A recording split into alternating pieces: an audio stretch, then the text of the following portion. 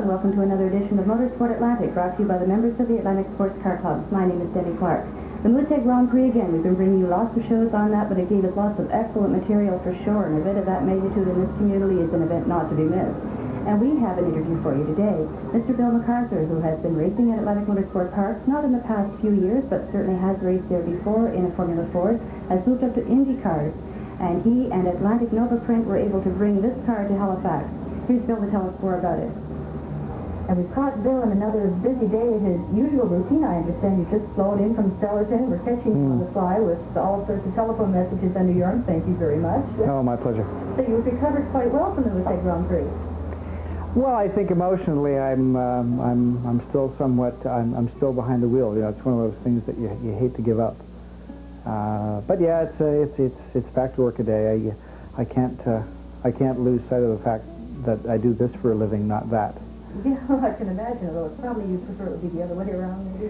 Oh, I've been 16 years of age, maybe, but not at. I turned 40 on November the 8th, so that's past. Well, this wasn't your first foray into motorsport at all, Bill. Tell us when you actually got started. I think I got started when I was 8, when all the kids on my block wanted to be other things. They wanted to be firemen and policemen and all that stuff.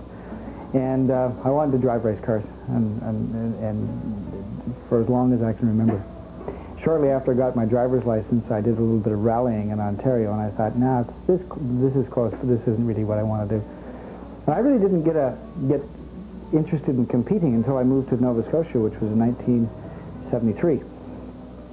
And I got involved at Atlantic Motorsport Park with some people who were involved in building the place, and little by little I got closer and closer and closer to road racing, and started racing Formula Fords, and did so for 5 or 6 years, I guess.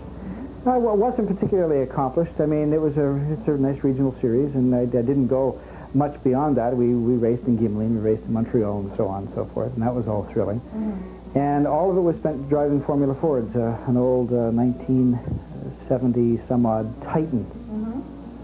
The car had won the Canadian Road Race of Champions before I got it, and I raced it for 5 or 6 years here, and I raced in a Van Diemen Formula Ford for about a year and a half that someone else actually owned, and that was it. I raced for about, as I say, 5 or 6, maybe a little longer, maybe 7 years.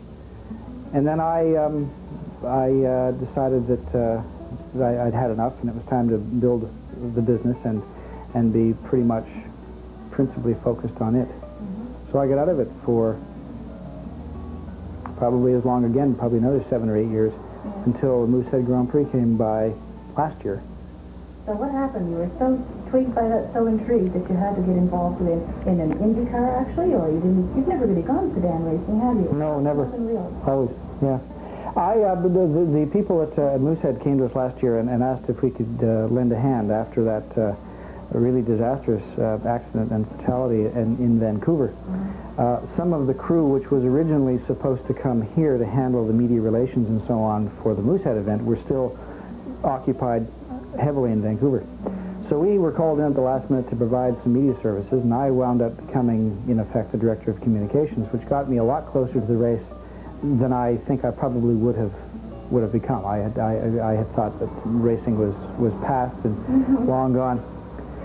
In that capacity, I got a chance to get too close, and I promised myself, and I made a threat to others too around the race last year. I said, you know, next year I'm going to do this. This is too close.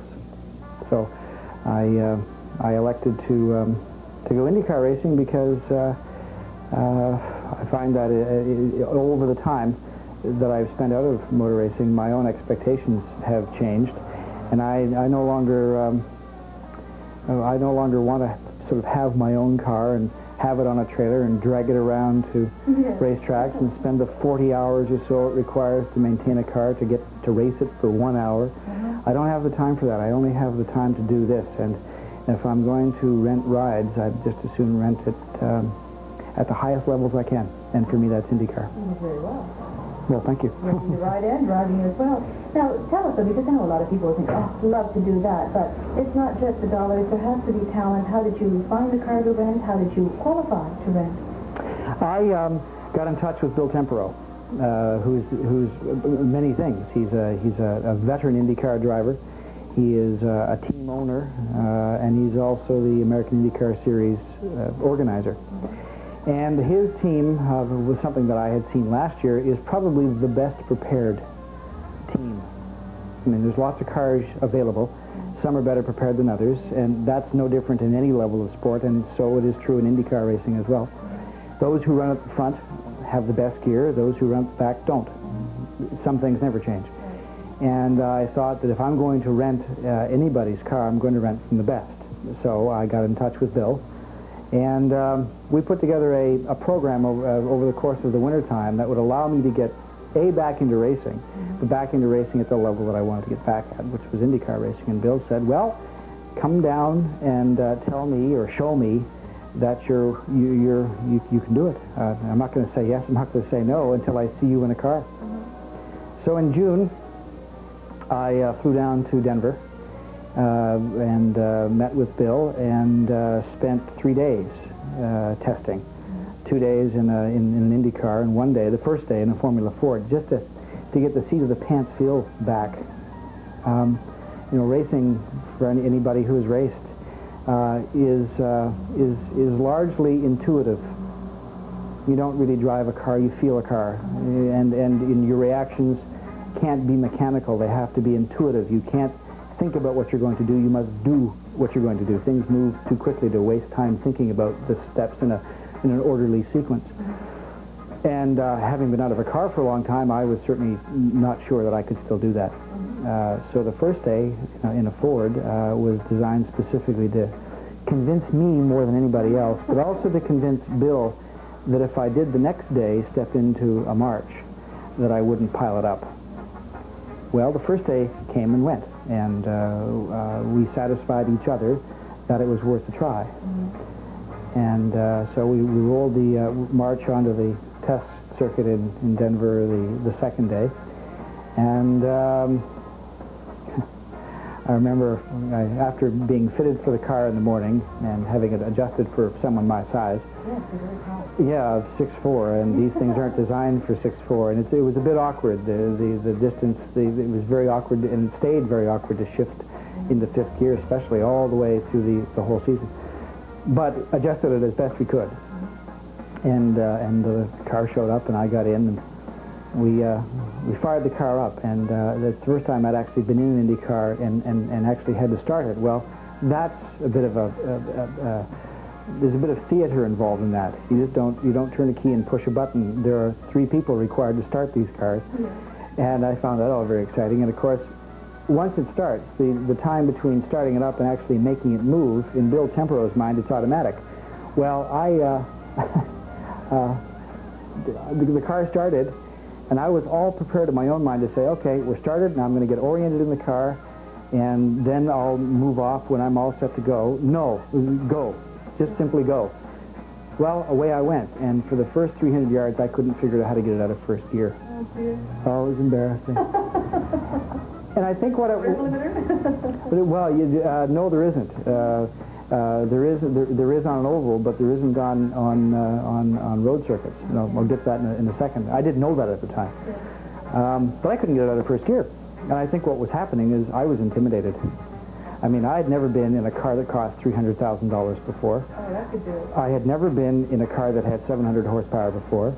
My mind was taking over, and it was really kind of stupid. So I was all very embarrassed, and away I crept in first gear with 700 horsepower, screaming to go faster, and so on. Anyway, so I limped around the track the first time, and I think I finally figured out how to get it into second gear. And what was happening was basically Bill was going through a very fast course in orientation. Because aside from the fact that it has 4 wheels and is a single-seat car, the contrasts and so the similarities between an Indy car and a Formula, well, there aren't any. It has 3 pedals and it has 4 wheels, That's all. These cars, oh, absolutely. These cars simply I mean, they're thoroughbreds. And even a car like this one, which was basically 3 years old, it's nonetheless, in Tempero's hands, an extraordinarily well-maintained 3-year-old March, capable of 230 miles an hour, just like a brand new one. And it's maintained that way. So it was all set to go, and I wasn't. But after the first couple of laps, and after I started to get adjusted and acclimatized to the speed, the power, the response, the cadence of the shift lever, and the rhythm between lever and throttle and engine speed and so on, once you started to get some of that out of your system, out of my system, started to get used to it, we then started to step along. And throughout the course of that first day, I looped it once. But beyond that, I started to get more and more comfortable. And the lap times in the afternoon came down in great gobs. And I started to cheer in my helmet because I felt like I was flying. It felt really good. It felt just like I had felt at the Road Race of Champions in 1974 or 5. I mean, that was a big rush. But nothing could have compared me to the rush of that first afternoon in this car, where things started to come together. And I felt like I was starting to work with the car and it with me, and it was exceptional. It was the biggest rush in my life. The 5 or 6 or 7 laps that we put together back to back that were within a quarter of a second of each other. And at that point in time, Bill pulled me over and said, we're going to go. We're going to do it. That must have been quite a feeling. That was tremendous. To know that you were right, that you hadn't come all that distance, spent all that time and money on something that really wasn't going to feel good to you, but to have it all come together so solid. Well, and to have someone like Tempero, I mean, who's got lots of guys he can pick and choose from, say, okay, I'll rent you a car. I don't have to, but I will. Even though you've been out of a car for 8 years or so, it isn't all that obvious. And we'll spend another day here, which we did. But at the end of that second day, he said, you know, you could probably use, you know, another day of testing here, and your lap times would keep getting faster and faster and faster, and that's fine. But I'm satisfied that you're okay, you're comfortable, you're competitive. I have no idea what the times were relative to what other IndyCar times were at the same track. I have no idea, and he didn't tell me, and it didn't really much matter. Because I was working against my own times. I wasn't competing with anyone. But he said, you just keep getting faster and faster, and that's fine. But what you really need before we get to Halifax is you need some more track time. You need time in traffic. And that's right. You need all of those kind of sensory inputs back, because you haven't had those in 8 years either. That's right. It's another animal yet again. That's right. So we put together a race in Salt Lake City, and then the race here in Halifax. Really important. Bill didn't want to come, and I didn't want to come for my first race in an Indy car in a concrete tube like Halifax. It's too expensive. If I'm going to make mistakes, do it in a place where there's lots of runoff room. So how did you do in Salt Lake? Salt Lake, I finished 8th. Great. Yeah, there's 17 cars in the grid, finished 8th, qualified 8th, and finished 8th. It's commendable. Yeah, it was okay. Yeah, I started to feel really good, and that's the first time in my life I'd ever been over 200 miles an hour in a car. Salt Lake City is basically a drag strip. Well, it is a drag strip with a return lane. That's what it is, and the return lane's got some wiggles in it. But essentially, that's what the racetrack was, and the pit straight is a full-length drag strip, and going up over 200 miles an hour with the buffeting your head takes. Is a weird kind of feeling, but doing it with cars 6 or 7 feet on either side of you is a real rush, and that was thrilling. And after practice and qualifying, we got ourselves oriented on the grid, and the gentlemen start your engines business. All this bit of theater that goes with racing sort of Indy cars. It was all part of the thing that I was starting to enjoy. I thought, this is really neat. You know, if you're going to go racing and you're 40 years of age and you're not going to make a career out of this, and you want to play in the deep end of the pool, this is probably as good a series as there is to do that. Best tool to find, yes. So off we went, and I never finished that race. I looped it and killed the engine, and I was running 5th at the time, so I would have actually done better. Oh, really? But I goofed up and overdrove it. Well, actually, that's an interesting story, too, for those who race. Maybe not for those who don't, but I suppose most people watching your show have some affinity, so they might be interested in it. Yes. Anyway, I finished 8th, and the reason I finished 8th was because of the spin, and the reason I spun was because I was learning even more things about the car, even in the race. I had settled into a very comfortable pattern, running really commendable lap times. Not the fastest. I mean, the youngsters were there. They were flying, and Tempero was flying, and everybody. And I wasn't flying. I was flying for me, but I was still coming up to speed. So I was holding down 5th, and I passed a bunch of cars, and that felt good. And I was concerned being passed by the guys who were really flying, of course. But I was still learning the car. And one of the things I was learning was how to adjust suspension as the tires wear off. And of course, you've got torsion bar, or you've got sway bar adjustment on the inside of the car, and you've got brake bias, and you've got all those things. So I was adjusting the sway bars as the tires went off, and trying to give myself more bite, because the car had started to plow in some of the slower corners, started to push. So to give myself a little bit more control in corners, I wanted to soften up the front end and tighten up the back end, which gives you a bit more turn in and a bit more kick out. Well, you're supposed to move these things in basically in very small increments. And of course I didn't. I just went in like a bull in a china shop, and, you know, full soft on the front, full hard on the back, and the very first turn I came to, whoop. Yes. I had no feel of the car anymore. You know, what had been predictable for 30 laps, I guess it was 40 laps at that point in time, all of a sudden became a brand new car. I said, there's something I just learned. You know, when you adjust on the fly, you do it in little stages. That'd be difficult with the vibration set up. I mean, you're driving down the Bedford Highway. It's hard to adjust your radio, for heaven's sake, let alone something as fine as that. On what probably is a fairly rough track, or even a good track, with that kind of suspension. It must be a very rough ride. Well, it is, but the levers themselves are designed basically to do it all by feel. Oh, I see. You don't have to look at anything. You can do it by feel, and they're all notched and they're spring loaded, and you can and you push and move, so you can do it without looking. I just had no idea, and Bill hadn't told me that you just move these things a little bit. Isn't that something? Yeah, so So much going on, though, in so little time to assimilate it all. Well, that's right, and I was really thankful that I finished. I was really thankful that I'd competed. I was really thankful that I'd had my bonehead mistake in a place where there's lots of runoff room and kicked off lots of dust, but no damage. And, you know, brought the car home in one piece, towed it home. I would have rather finished, but at least I brought it home in one piece, and everybody was really happy for me. A couple of the other drivers came up and said, we feel comfortable with you on the track, because I had my rookie stripes on that day, which I didn't have to wear here in Halifax. Okay. And they were watching for me. They said, no, you're okay. You're all right. We don't mind. Yeah, we can dice with you. You're all right. You're not erratic, and that was nice to hear. Yes, something that you can work around, that is a known factor, and nothing strange is going to happen in front of them or beside them. Yeah. Were they basically the same people that you ran against here in Halifax? For the most part. Yeah, there were some new faces here in Halifax, like Shock, who wasn't in Salt Lake City. And there were some drivers in Salt Lake who didn't make the trip here. But the core of them, the top runners, were all the same guys. So that was the only race you had prior to the Halifax race? Yep. Typically, how did you feel? I mean, After Salt Lake? the tension alone, the 3 days of testing, and then, of course, the race itself. Well, there was about a month in between the testing and the race. The race was in July in Salt Lake City, and testing was in June. So I had lots of time to prepare.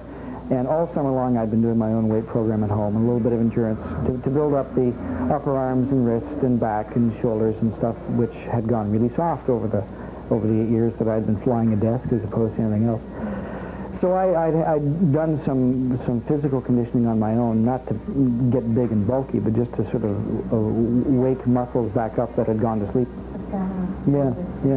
Now, how long was that race in Salt Lake? It was a 50-lap race. And the circuit was about the same as A&P. It was about 1.7 miles. Well, that was tiring road. Yeah, it was 50 laps. But these cars are not half as exhausting as a Formula Ford to drive. Oh no, Fords you're constantly driving a Ford. The aerodynamics on an Indy car make them make them a delight to drive quickly. They're a handful, and they're very slow and slow to respond, and heavy and cumbersome in slow corners.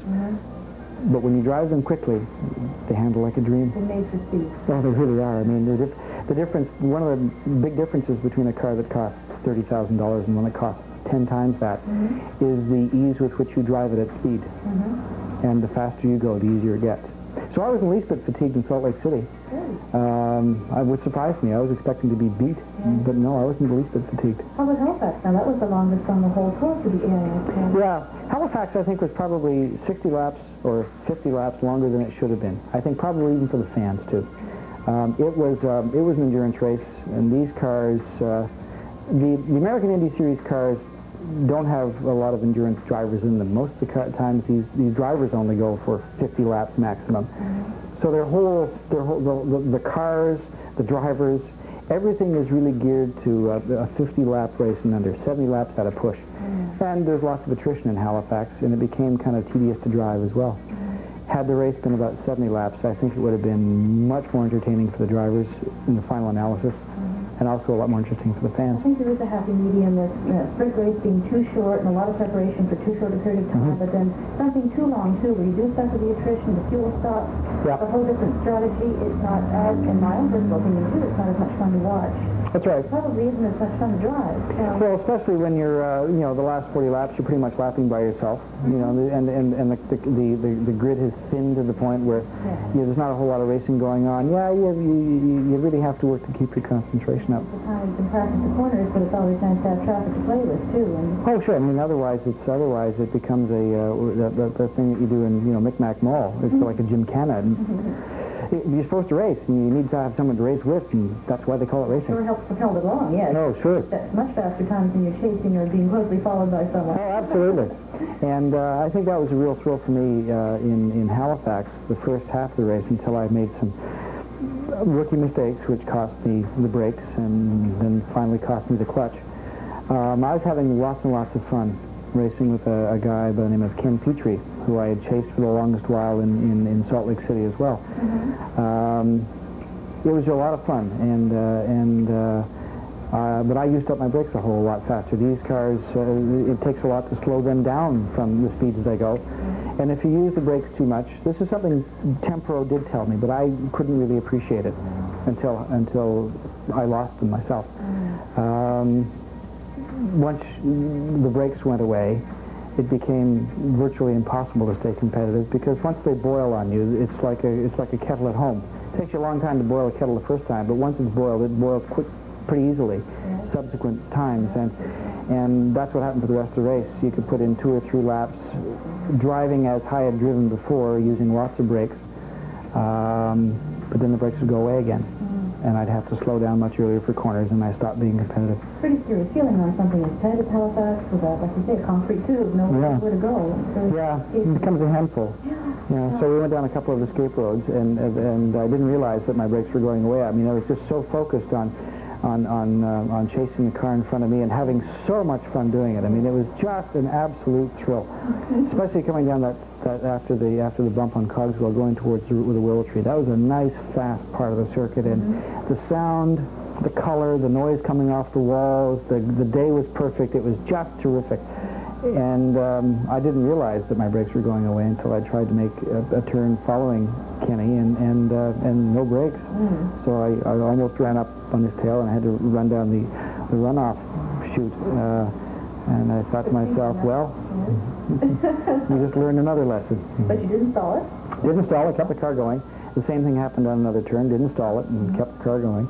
And then the clutch went away, again, which was my own fault. One of the problems in the car was that, as I said earlier, I was really a little too big for it. And that being the case, I let my foot kind of lazily sort of drape itself on the clutch when it shouldn't have been. And that burned the clutch out. So then after that, it became a case of driving a car without a clutch, which is really not a problem in these cars at all. No, it's not a problem. It is a problem leaving the pits after a fuel stop with no clutch. It's funny, I remember Emerson Fittipaldi's Indy 500 last year, and Bobby Unser, who was here in Halifax, was doing the color commentary, and and Fittipaldi came in for a pit stop with no clutch. And I remember Unser saying, as Fittipaldi left, and obviously just literally slammed the car into gear, and at that point in time turned his gear case into a Mixmaster. And I remember Bobby Unser berating Fittipaldi for doing that. This was something I remembered during my fuel stop with no clutch. And I remembered what he was saying. He was saying, that was the dumbest thing I've ever seen. He knows better. He's a very talented driver. He's done this before. He's raced Formula One, yik-yak, and all this kind of stuff. What a dumb, stupid thing Fittipaldi did, and up and down he went on national television. And I was the sort of beneficiary of that because I remembered that berating that Unser had given Fittipaldi, and I said, okay, there is a way to do this, to put a car, even one of these cars, into gear with no clutch from a dead stop. So the guys pushed, and I just tickled into a high gear. And once we got rolling, then we back off and back down into a gear to get going. But once you're in A gear, you can pick others. Going from no gear into A gear is the trick. So we found one, and we were able to continue racing. But that little episode, thanks to Bobby Unser for berating Fittipaldi, because it worked. The MO shifting technique. That's right, no MO shifting technique. So what are your plans? You're obviously still so enthused about it. I can tell that you'd love to do this for a living, practically. What are you going to do for next year? Next year, I would like very much to compete in half a dozen races. And we're putting together a program that will allow me to do that. And if I can put together half a dozen races, I'd like to take a shot at two things. I said this year I had two objectives. One was to finish in the top 5, and I did that. Well, one was to finish first, and then finish in the top 5. Next year's objectives, if the program comes together, is to run half a dozen races safely and quickly and get better. Doing so, I might be able to take a shot at a rookie title in the American IndyCar Series. Yeah, I might be able to do that, and that it would be a nice thing to do, but I'd like to finish on the podium here in Halifax. More so than someone like myself. Well, it's nice to have you drop by, and I hope that some of the information I've been able to give will help some people to understand the work that goes into ski tuning and how it can improve their skiing. Thank you. Once again, thank you.